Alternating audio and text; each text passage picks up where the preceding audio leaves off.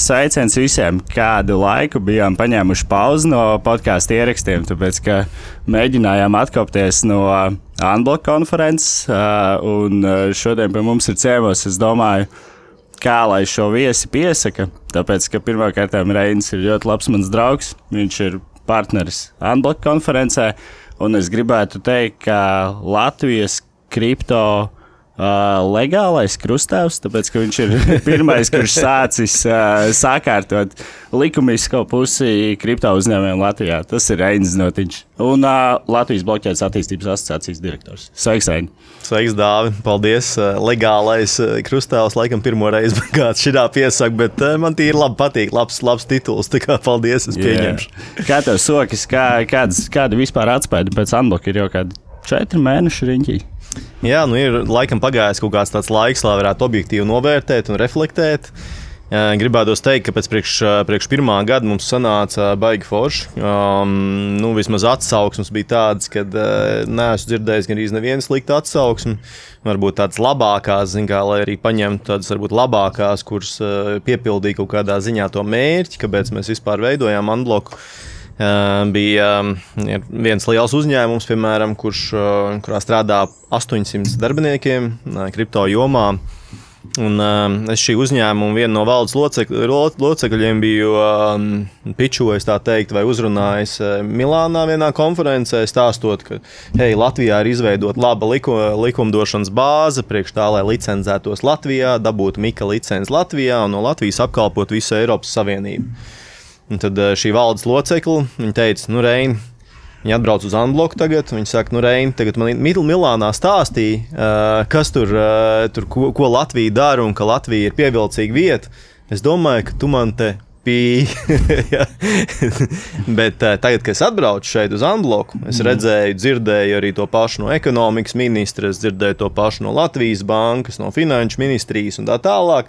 Tagad es tev ticu, nākamā nedēļa es prezentēju valdei, kad mūsu kompānijai ir jālicenzējās Latvijā. Un tas bija tas, ko es personīgi meklēju. Vismaz tas galvenais uzdevums bija piesaistīt ārvalstu kompānijas kripto blockchain jomā, un šķiet tas diezgan labi izdevās. Tie rādītāji arī paši par sevi bija diezgan, man liekas, tādi priekš reģionāls vai jau varbūt ārpus reģionālas konferences, man liekas, diezgan iespaidīgi. Pats labākais metriks varbūt, kas man patīk, bija 250 uzņēmumi, ka piedalījās, priekš kaut kā organizēt Latvijā, savākt nozares 250 uzņēmumus, man liekas, ir diezgan labs rādītājs. Jā, kopumā šķiet diezgan pozitīvi no tā visu, ko mēs dzirdējām, pēc tam arī taisījām feedback session, vai ne, un likās diezgan pozitīvi tie arī atsauksmes no citiem dalībniekiem un speakeriem un partneriem.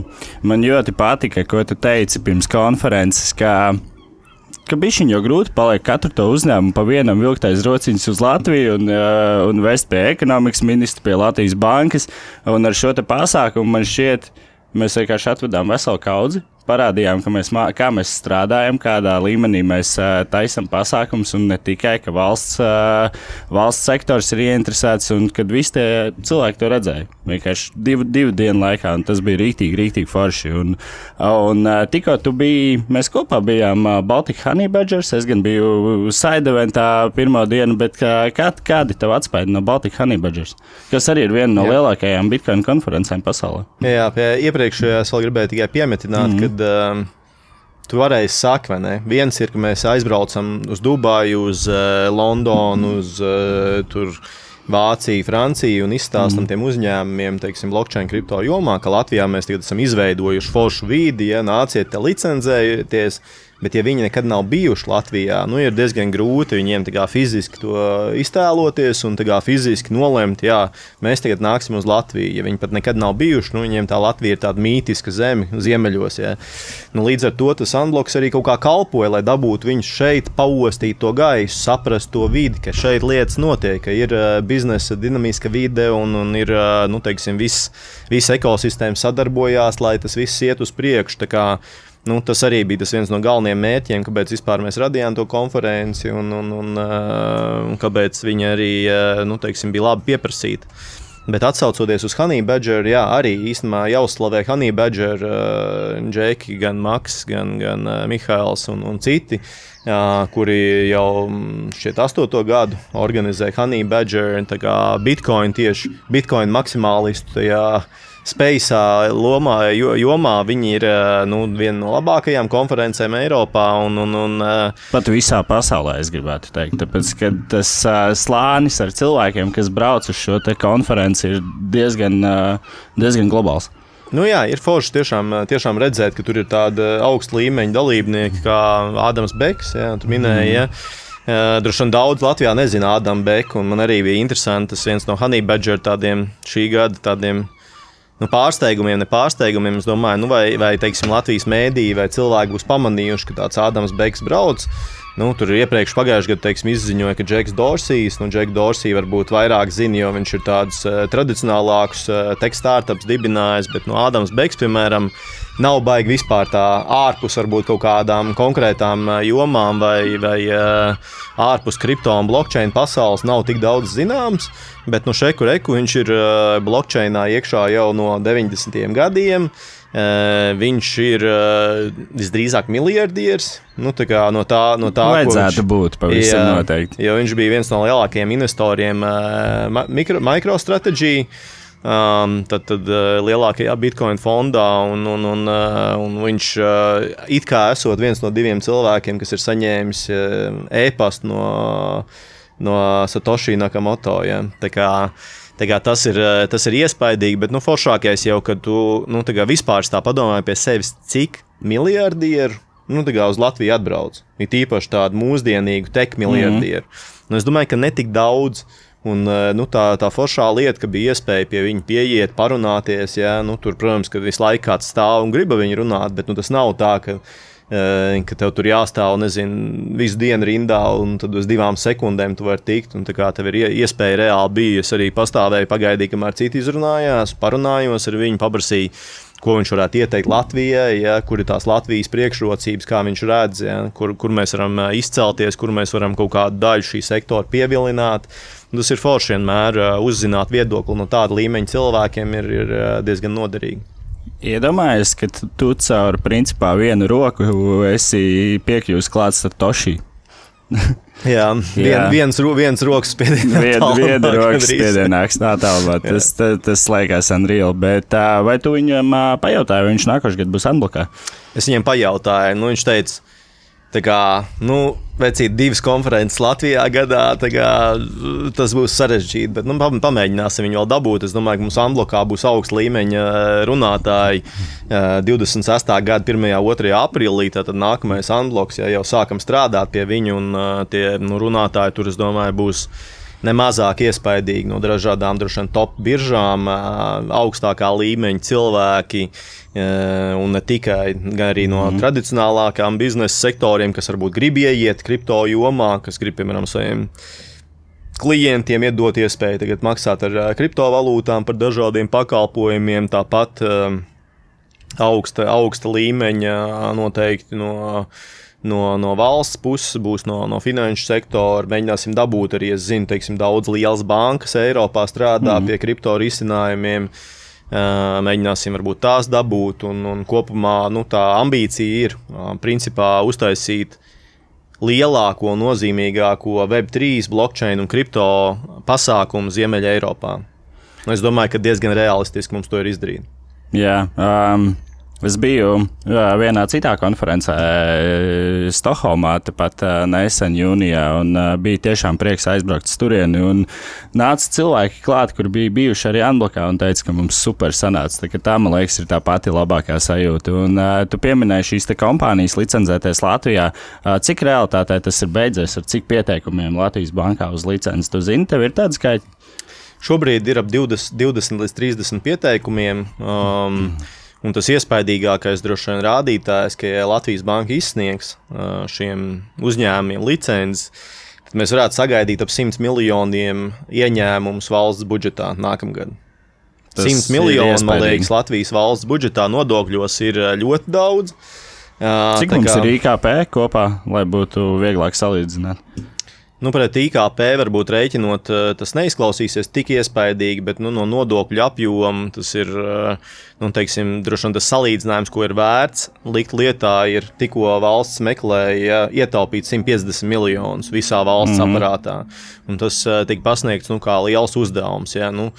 Kur ir 100 miljoni, kas var jauni rasties budžetā. Ja? Nevis mēģināt tur 150 miljonus ietaupīt, bet kur 100 miljonus nopelnīt. Vienkārši izsniedzot šīs licences. Un tur jau vēl būs saistītie visādi efekti, jo šīs kompānijas pieņems darbiniekus.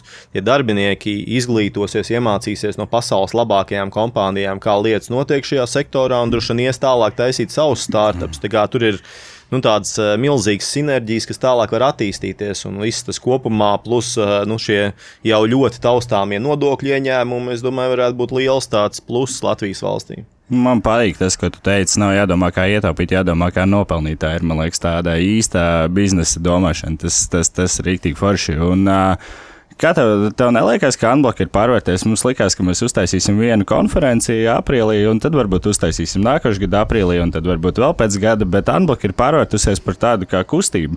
Mēs to arī redzam, tikko pirms 2 nedēļām piedalījāmies arī golfa turnīru organizēšanā, pēc 2 nedēļām tieši. Vakardienas 2 nedēļas mums Jūrmalā Lighthousā būs tāda forša beach balīte, un pēc tā, cik daudz cilvēku piesakās, mēs tiešām redzam, ka cilvēkiem ir interesi, jo laikam Latvijā iepriekš nekas tāds tieši kripto nozarē nav bijis, un arī vispār finanšu nozarē tie pasākumi ir bijuši tādi nedaudz stīvi, varbūt tādi un super oficiāli, bet mēs laikam kaut kādā veidā, es nezinu, atvērām kādu Pandoras lādi, un cilvēki ir tiešām tā kā pavilkušies uz to visu. Jā, es pilnībā tev piekrītu. Es domāju, ka te jāstāsta bišķi tādā vēsturiskā kontekstā, jo pa lielam ir tā, ka Latvijā jau vēsturiski ir spēcīgs tas banking sektors. Zināšanas finanšu jomā ir diezgan daudz cilvēkiem, viņas ir augstā līmenī. Un, mums bija tā lielā bedra, ja tur notika pārstrukturizēšana visam banku sektoram, tur daudzas bankas aizvērās un tā tālāk, bet tas talants cilvēki, kuri ir strādājuši un zina, kā strādāt ar finanšu sektoru pakalpojumiem tā tālāk, viņi jau palika. Un daudz no viņiem ir aizgājuši fintechā, daudz no viņiem ir aizgājuši blockchainā, un tā komūna īstenībā Latvijā ir, un ar Latviju saistīto uzņēmumu komūna ir diezgan liela.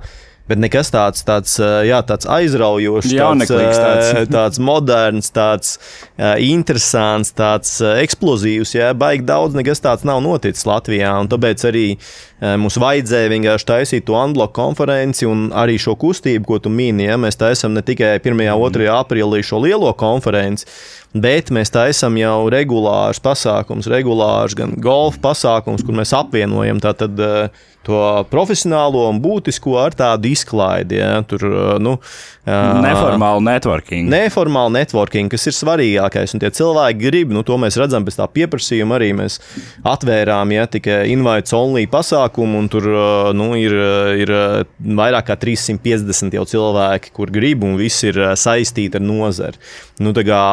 Gribētu teikt, ka ne tikai no Latvijas, bet arī no Baltijas, brauc arī uz šādiem.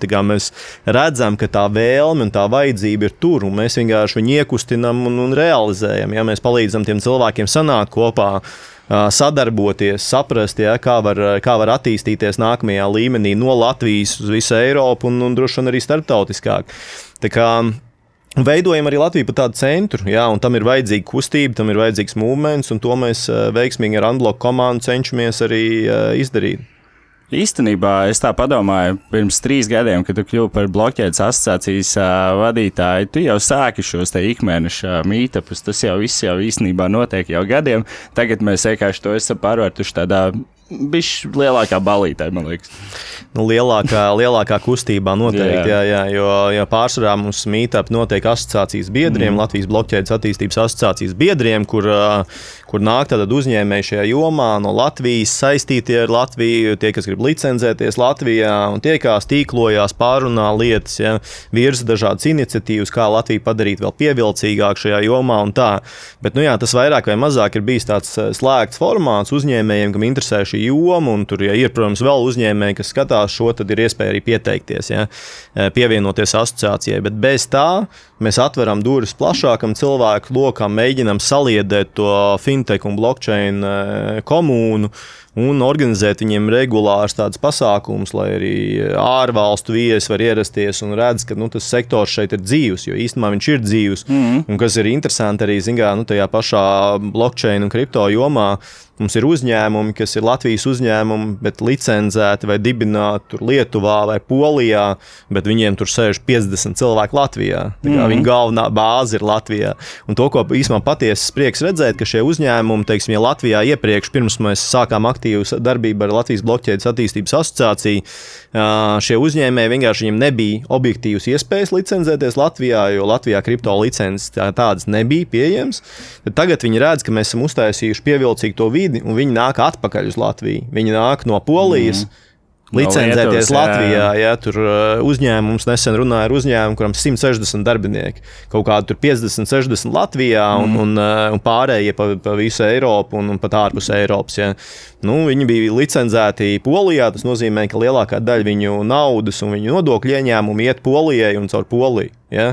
Es pieminēju legālais krustāvs, man šķiet, tāpēc jau es tev arī iedevu šo te titulu, jo tu esi tās, kurš strādājot kopā ar blockchain attīstības asociāciju, arī es sakārtoju šo te vidi, lai šie uzņēmumi atgrieztos Latvijā. Jā, paldies. Mēs esam 3 gadu laikā aktīvi strādājuši un runājuši ar valsts sektoru, veicinājuši to dialogu, jo uzņēmējiem ir jārunā. Viņiem ir jāsaka, kas ir vajadzīgs, kādas izmaiņas valstī ir vajadzīgas. Un to īstenībā var mācīties no Igauniem. Tu paprasti viņu startup komunai, kā tas veiksmes stāsts viņi ir attīstījies. Tad es esmu dzirdējis ļoti daudz viedokļus, ka viņi tā arī saka, ka tie agrīnie startupisti, viņi gāja un stāstīja valstī. Viņiem bija aktīvs dialogs jau no paša sākuma ar valsts, stāstot, ko vajag darīt, ko vajag mainīt, lai Igaunija būtu pievilcīga. Līdzīgi mēs darām blockchain un kripto jomā. Mēs redzam, ka tas vilnis šobrīd ir liels un viņš veļās. Ja?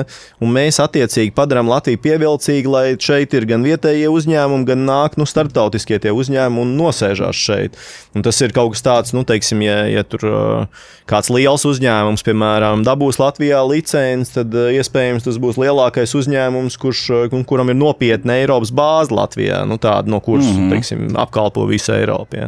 Jā. Iepriekšējā epizodē, tas gan bija sen, ar Viktoru Valaini kopā mēs tieši apspriedām to, ka īstenībā šiem uzņēmumiem ir diezgan brīnišķīga iespēja ne tikai būt foršā zemē ar labu likumdošanu, bet Latvijā ir tiešām labi, gudri prāti, kurus viņi arī attiecīgi var izmantot un hairot un ņemt darbā. Tas viss ir super. Pieminējām asociāciju. Kāds ir nākošais? Es nedaudz esmu dzirdējis par nākošo asociācijas tādu lielo mērķi, tādu 2-3 gadu plānu, sakārtot vienu nišu, kur sauc par tokenizāciju. Kā jums iet šobrīd ar to? Cik jūs tālu esat tikuši? Un kā tev liekas, es pieminēju 2-3 gadi, tas bija out of the blue, bet kā tev liekas, cik ātri vai ilgi būs nepieciešams, vai tas būs līdzīgi kā ar Miku, kad ir nepieciešams pāris gadi, lai sakārtot, vai šis tokenizācijas jautājums varētu būt aktuāls un spēkā jau ātrāk? Jā, mēs aktīvi esam snieguši priekšlikumus. Šobrīd tiek izstrādāta un pēdējā stadijā pieņemta tāda Latvijas fintech stratēģija, kas ir vidēji termiņa stratēģija nākamajiem 2,5 gadiem. Mēs esam aktīvi tur snieguši priekšlikumus, kā padarīt Latviju vēl pievilcīgāku. Un viens no galvenajiem priekšlikumiem ir padarīt Latviju pievilcīgu reālu aktīvu tokenizācijai, jeb digitalizācijai. 2 vārdos, ko tas nozīmē, lai cilvēki saprotu. Tad tu paņem, piemēram, tas vienkāršākais piemērs droši vien nekustamais īpašums. Tu paņem nekustamo īpašumu un tu sadali viņu nosacīt domājamajās daļās. Un tām domājamajām daļām atbilst digitāli certifikāti, jeb tokeni, kas apliecina tavus īpašumu tiesības uz šo daļu. Ko tas nozīmē? Tas nozīmē, gan vietējie, gan starptautiskie investori varētu vieglāk ieguldīt, piemēram, nekustamajā īpašumā, piemēram, nopērkot no konkrētā dzīvokļa Rīgā. Nevis, tur tev nav 100,000, varbūt, ko ieguldīt, bet tu gribi ieguldīt 10,000. Tad nopērc digitālu certifikātu, jeb tokenu, kas apliecina, ka tev piederēs šī 1/10 daļa no dzīvokļa Rīgā. Un to ir daudz vieglāk saprast un piesaistīt arī starptautiskus investors, lai iekustinātu to mūsu nekustamā īpašuma sektoru. Bet tas ir pielietojams arī citās jomās. Tāpat mums ir startups, kurš mežus tokenizē. Ja? Tad ir 2 pat mums tādi jau parādījušies. Ir tādi, kas nodarbojās ar dažādu finanšu instrumentu, digitalizāciju, tokenizāciju, ja, un tā tālāk. Tur tās iespējas ir diezgan daudz. Un ir kaut kāda varianta, kā šobrīd jau to var darīt, bet pēc būtības mēs gribam to sakārtot, lai to var darīt, un tā teikt, mūsdienīgā 21. gadsimta versijā. Šobrīd tas ir iespējams, tādā, es gribētu teikt, 20. gadsimta versijā, balstoties uz esošo likumdošanu, kā tas viss ir sastrukturizēts, kāda izskatās un kādā stadijā ir valsts zemes grāmata. Ja? Tad tas mūsu piedāvājums, skatoties uz labajiem piemēriem Šveicē, skatoties uz labajiem piemēriem Luksemburgā, ir gan mainīt likumdošanas bāzi, gan arī pārstrukturizēt, teiksim, pārtaisīt, droši vien būtu jāpārtaist valsts zemes grāmata, ja, un kadastrs, lai viņi būtu mūsdienīgā versijā. Un tad būtu iespējams šo tokenizāciju veikt. Tas potenciāli varētu būt liels finansiāls iegūms Latvijai. Tā varētu ieplūst daudz investīcijas Latvijā. Tā kā šis ir prezentēts, es iztaigājos un mēģinājos noprezentēt visiem valsts pārstāvjiem, ministrijām un tā tālāk. Cerams, ka šis priekšlikums tiks akceptēts un sāksim strādāt, lai to realizētu. Vai tas nav vai tās nepieprasa milzīgas pārmaiņas tieši IT infrastruktūrā, jo izklausās pēc tā, ja mums ir jāmaina zemes grāmata un kā tā strādā tagad, tad tas ir diezgan liels izstrādes pasākums.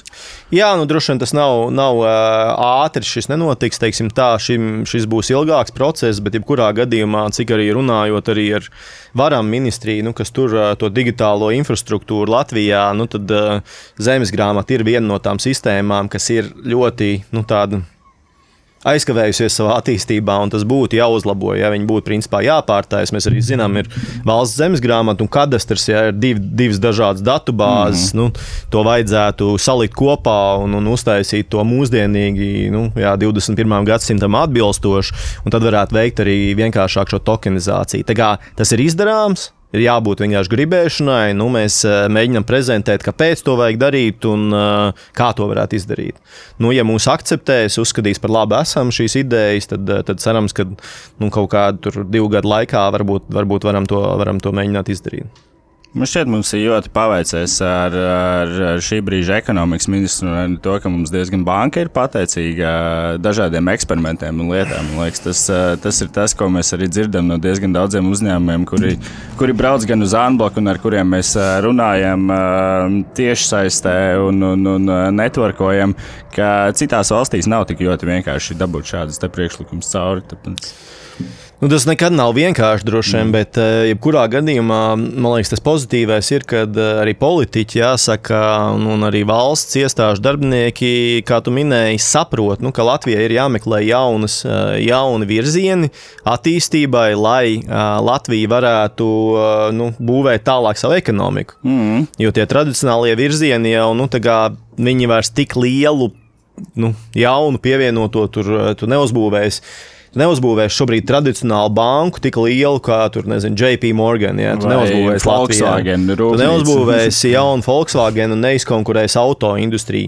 Bet jaunā augošā industrijā, kas ir blockchain un kripto, ir vēl tā iespēja gan nosēdināt šeit pasaules līmeņa spēlētājus, lai viņiem būtu šeit Eiropas centrs, gan pašiem izveidot, tur attīstās jaunu biznesa modeļu un jaunas kompānijas. Tāpēc mums ir iespēja paceļot šo nozari, attīstīt to un lai šeit izaug. Mums izaug iepriekšējā startup paudzē, ja, tur Printful, Printify un tā tālāk, ja, drone sektorā mums izaug. Fintech uzņēmumi, Mintos, Twino, kur arī ir viena no lielākajiem Eiropā. Fintech uzņēmumi, teiksim, Landing Space'ā un kopfinansēšanas platformas un investīciju platformas peer-to-peer un tā tālāk. Šis ir jaunais vilnis, kur ir iespēja atkal izveidot jaunu sektoru un to izdarīt nevis kaut kādam lokālam vai reģionālam tirgum, bet izdarīt to, visas Eiropas vismaz tirgumu. Tas ir liela pievienotā vērtība Latvijai. Tā ir iespēja Latvijas uzņēmējiem, tā ir iespēja Latvijas cilvēkiem strādāt augstu atmaksātās darba vietās un tā tālāk. Tur ir miljons pozitīvu sinerģiju, ja, kas tālāk var attīstīties. Tāpēc jau man šķiet, mēs esam tajā digitālajā pasaulē tik dziļi iekšā. Man patīk tas vārds scalot digitālo pasauli. Principā tu vari uztaisīt risinājumu šeit, tu viņu var eksportēt uz jebkuru valsti. Šobrīd ar, piemēram, kripto uzņēmumiem tiec licencēts Latvijā, eksportē šo te pakalpojumu visā Eiropā, un man šķiet tā ir izcila priekšrocība. Protams, ka mēs varam taisīt kafejnīcas, kuras arī, protams, ir noteikti nepieciešams, bet kafejnīcas nekad nevarēs uzskalot tādā līmenī kā digitālu produktu. Kāda ir tava motivācija to visu darīt? Kāpēc tu to dari? Es zinu, ka mēs esam valsts patrioti, bet jā, kāda ir tava personīgā motivācija tam visam?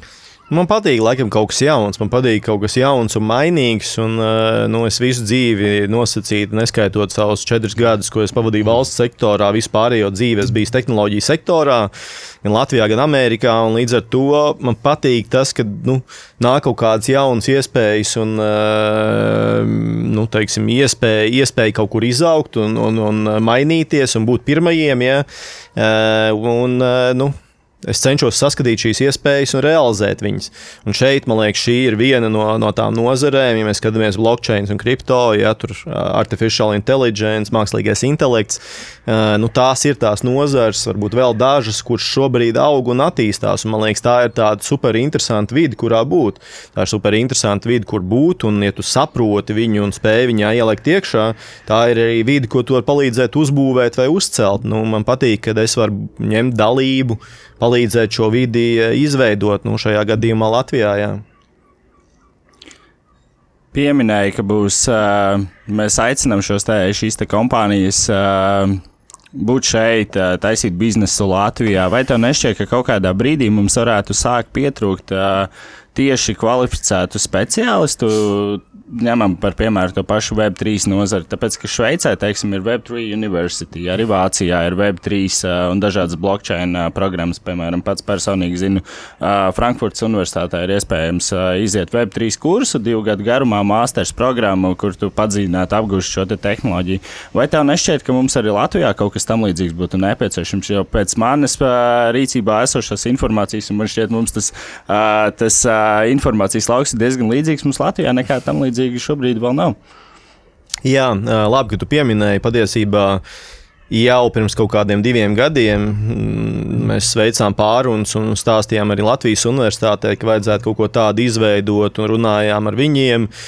Tagad Banku augstskola arī apvienojās ar Latvijas universitāti un, cik es dzirdēju nesen, tad ir aizgājis tālāk šis virziens kaut ko izveidot kā daļu vismaz no bakalaura kursa Banka augstskolā, tad pielikt arī blockchains un kriptovalūtas kā sadaļu, vismaz kā moduli, teiksim, tajā kursā. Tā kā, kaut kāda virzība lēnām notiek.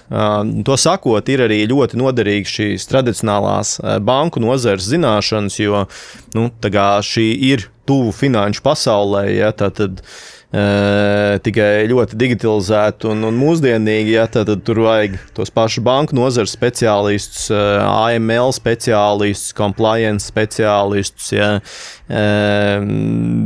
tāpat dažādus programmētājus, tāpat traderus, piemēram, ja, kas māk tirgoties ar dažādām valūtām tā tālāk. Tā kā, tās zināšanas ir labi, ka ir kaut kas papildus, teiksim, blokķēdei un kriptovalūtām, bet viņas var arī, ja tev ir tā bāze, piemēram, finansēs, tu vari viņas piemācīties droši vien klāt arī no publiski pieejamiem resursiem.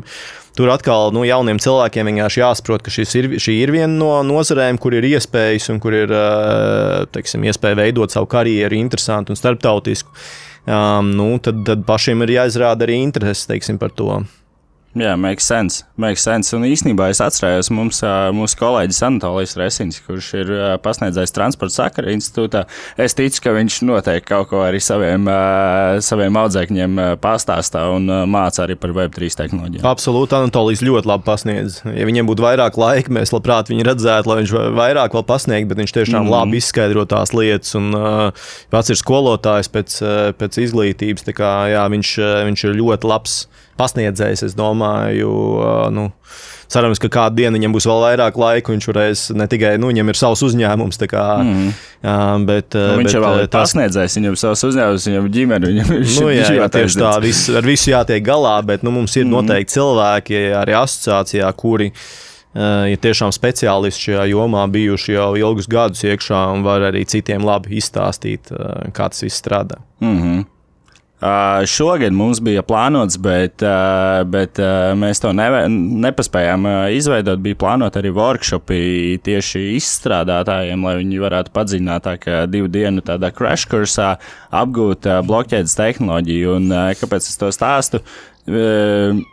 Šogad konference bija diezgan daudz tendēta uz B2B sektoru. Tas ir principā business to business, un tas ir arī tas mērķis, ko mēs vēlējāmies sasniegt. Kā tev liekas, vai mums nākošais gads nevajadzētu nedaudz vairāk arī iepīt to trading daļu? Mums Latvijā Binance ik pa laikam uzorganizē forši savus lietotāju, memberu, useru meetupus, un uz šiem te meetupiem atnāk diezgan daudz traderu. Kā tev liekas, vai mums arī nevajadzētu nākošais gads padomāt par tieši B2C pusi, par traderiem? Jā, labs jautājums. Es nemāku tev tā atbildēt uz sitienu, bet... Jo es esmu dzirdējis, kad ir interese, mums ir, bija NFT bums, to mēs visi atceramies, cik ātri parādījās, tik ātri pazuda.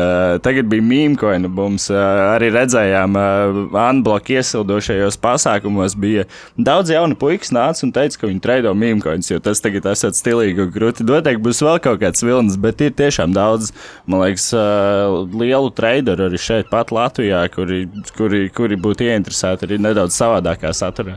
Nu jā, ziņā, tas, ko tu pareizi saki, arī, cik es runāju, man jaunāks brālis un visi viņa draugi arī, viņi ir iekšā šajā kripto pasaulē, viņiem vairs tik daudz neliekās tur stokus pirkt, interesanti, ja, un tā, bet viņiem patīk treidot kriptovalūtas, viņiem patīk spēlēs maksāt ar kriptovalūtām iekšā, ja.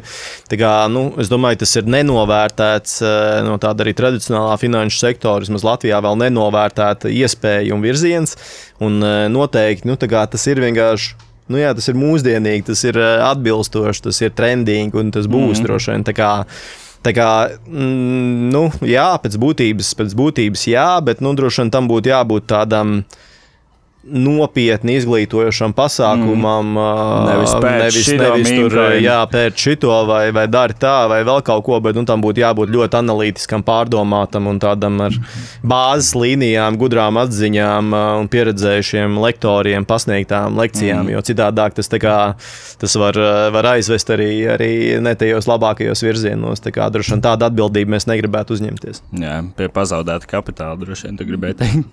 Jā, piemēram, jā, bet tā kā, protams, izstāstīt tādas fundamentālās lietas, teiksim, noteikti varētu atrast, un mums ir izcili cilvēki šajā ziņā no Gravity Team un no citām kompānijām, ja, kas droši vien varētu ļoti labi izstāstīt kaut kādus basics, vai ne, kā tas viss strādā, varbūt kam ir jāpievērš uzmanību un ko jāņem vērā, lai neiekristu tādās lamatās un teiksim, ilgtermiņā varbūt iegūt, ja, nevis zaudēt naudu. Tā kā noteikti kaut kas tāds varētu būt interesants, un atkal viss jau atkarīgs no cilvēku pieprasījuma. Ja būs cilvēku pieprasījums, un šajā video mums ierakstīs komentāros 100 cilvēku, kur pateiks, vajag tādu workshopu uztaisīsim, nav problēmas. Jā. By the way, mēs vispār nesaskaņojām, Maiks. Mums tā vienkārši sanāca šodien. Jā, super. Tu pieminēji par šiem te jaunajiem cilvēkiem, kur maksā spēlēs ar kripto. Pāris dienas apakaļ man bija zvans ar vienu vācu kompāniju, kur tokenizē bondus. Es domāju, ka arī šie te jaunie cilvēki dienas beigās neinvestēs tur caur Mintosu, teiksim, kādā bondā, bet arī noteikti izmantos tikai un vienīgi kriptotehnoloģijas. Tāpēc, ka tā vide viņiem būs tāda saprotamāk un pazīstamāk. Varbūt Mintos arī ieies blockchain un kriptospējas. Es esmu kaut ko dzirdējis, ka viņi domā par tokenizētiem bondiem. Tas tepat ap stūri vien ir. Es domāju, ka daudzas kompānijas jau adaptēsies. Mēs jau redzam aizvien lielāku tā interesi arī no tradicionālām kompānijām, varbūt nesaukšu, bet mums uz pagājušo unblock arī bija kaudze tradicionālām kompānijām, kuras, teiksim, interesē. Mēs gribētu piedāvāt saviem klientiem iespēju maksāt ar kriptovalūtām. Mēs zinām, ka viņi izmanto kriptovalūtas, ir jaunāki cilvēki, kas vairāk izmanto, un mēs gribētu dot viņiem šādu iespēju. Mēs sakām, labi, nāciet, piedalieties, satieciet partnerus no jomas, no Web3 jomas, kas var palīdzēt šo jums realizēt, un tā ir viena no tādiem galvenajām lietām, ko mēs gribam panākt arī 26. gadā ar Unblock, tātad savienot šīs tradicionālās kompānijas, kuras ir dzirdējuši, ka šī ir attīstoša joma ar kompānijām, kas tās lietas dara. Un es domāju, šajā gadījumā abas puses var būt ļoti ieguvējas. Un droši vien es arī aicinātu nebaidīties un atnākt vismaz vai piedalīties Unblock konferencē 1.2. aprīlis. Ja? Tā kā rakstot mums, Dāvim, man, kādam citam mūsu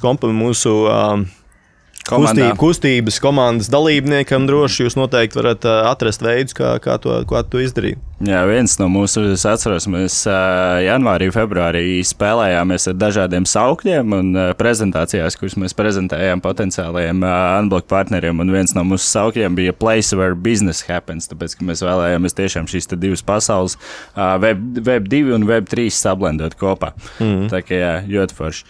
Ir kāds pārsteigums, varbūt kaut kāds pasākums, ko mēs ziemā plānojam ar Unblock uztaisīt? Es jau zinu, bet man bija interesanti, lai mēs visiem pastāstam. Mums ir visādas idejas, ļoti daudz. Top, protams, jā, mēs droši vien taisīsim regulārus kaut kādus meetups un pasākumus gan Latvijā, gan ārpus Latvijas. Tā kā mēs esam notēmējuši būt lielākais nozars pasākums, tad Web3 nozars Ziemeļa Eiropā, tad mēs taisīsim arī meetupus Polijā, mums briest viens meetups, Lietuvā, Igaunijā un arī daudzās citās vietās, lai uzrunātu nozars pārstāvis no tām valstīm un atvestu viņus uz Latviju, lai viņi pasmažo, kas te mums te notiek, kas mums brūvējās tajā katliņā. Ja? Tā kā tas noteikti, bet jā, arī pats Unblocks, ir būtiski, kad cilvēki, piemēram, atcerās, ja esat skatījušies šo podcastu, tad, ja jūs ierakstīsiet komentārā arī, piemēram, cik kompānijas pagājušajā gadā bija Unblockā, jūs dabūsiet balvu šādu vienu, tāds Kubiks Rubiks, ja, ko mēs uztaisījām speakeriem kā balvu. Te ir dažādi sponsori un atbalstītāji konferences, bet tāda stilīga lieta, ko daudz priecājās un teica, ka mājās sēž un griež, ja, un var atcerēties, kādas tur bija tās kombinācijas, kuras, lai saliktu visu pareizi. Tā kā ierakstiet varbūt komentāros, cik kompānijas bija pagājušajā gadā Unblockā, mēs minējām arī kaut kādā brīdī. Un ierakstiet, varbūt, ko jūs gribētu redzēt, kas ir tā lieta, kas jums interesētu nākamajā Unblockā, kādēļ būtu vērts atnākt. Tu minēji, varbūt kaut kāda izglītība vai panelis par tradingu. Varbūt tas ir, satikt kādu lielu kompāniju pārstāvis un saprast, kā kaut kādas lietas strādā. Varbūt tas ir... Varbūt atrast jaunu profesiju Web3 nozarē. Jā, atrast kompāniju, kur strādāt, piemēram, tas arī labs darba vietas. Arī potenciāli ierakstiet savu arī vēlmi un iemeslu, ko jūs gribētu redzēt, un vienam izlozēsim arī vienu no tiem, kurš arī saņem šādu balvā. Jā, super. Paldies par šo iniciatīvu. Un, ko es gribu vēl visiem atgādināt, ka mums vēl ir pēdējās vietas pieteikties 28. augustā Jūrmalā uz Lighthouse pasākumu. Pasākums būs diezgan pilns, kā jau Reinis minēja, ir diezgan liela interese. Tā kā ieliksim noteikti video aprakstā linku, lai cilvēki var pieteikties. Un, mums jau laiks, man liekas, iet uz beigām, bet... Kad mēs sāksim tirgot biļetes uz 26. gada Unblock? Runā, ka uz 28. augustu. Uz 28. augustu, un tur būs kaut kāds super īpašais piedāvājums, man šķiet, 2 dienas. Būs early bird tickets, tā saucamie, jeb agrīnās biļetes, kad droši vien viņas varēs nopirkt pāris dienas ar 50% atlaidi. Tikā tie, kuriem reāli interesē, varēs to izdarīt laicīgi, lai pēc tam nav jāmaksā vairāk. Droši vien labi iespēja to izdarīt. 28. augusts, esiet gatavi. 28. 29. droši vien varbūt 30. varēsiet nopirkt. Redzēsiet droši vien arī kaut kādu promo kodu zem video un aicinām izmantot šo iespēju. Jā, pavisam noteikti. Un sekojiet mums visos sociālajos tīklos. LinkedInā mēs esam ļoti aktīvi, Instagramā. Un, protams, arī YouTube. Paldies tev, Reini. Man liekas, rīktīgi forši parunājām. Cerams, ka mēs dēvām ieskatu par mūsu plāniem un ko mēs gatavojam nākošajā Unblock sezonā, kur īstenībā nekad nav beigusies. Mums tiešām likās, ka mēs uztaisīsim un tad mēs ņemsim pauzi, bet Unblock sezona izskatās, ka nebeigsies tuvākajā laikā. Unblocks tikai ies un attīstīsies. Yes. Tā kā būvēsim to kopā, aicinām arī kompānijas droši, kam interesē pieteikties, atradīsim noteikti arī sadarbības dažādas variantus un gribēju pateikt arī paldies Dāvim, Kārlim, Jūlijai un Artūram arī par lieliski ieguldīto darbu. Mums ir super komanda, ja, kas realizēja unbloku tādā augstā līmenī, kā mēs dzirdējām no tiem pašiem speakeriem, kas bija tad runātājiem, kas runāja unblokā un pēc tam runāja Zviedrijā lielākajā konferencē. Viņi teica, ka unbloks bija kvalitatīvāks. Tā kā to latiņu tikai celsim augšā. Tieši tā, mēs mīlam mūsu konkurences, bet mums prieks dzirdēt labas lietas. Paldies tev, Reini. Paldies tev. Čau. Pā.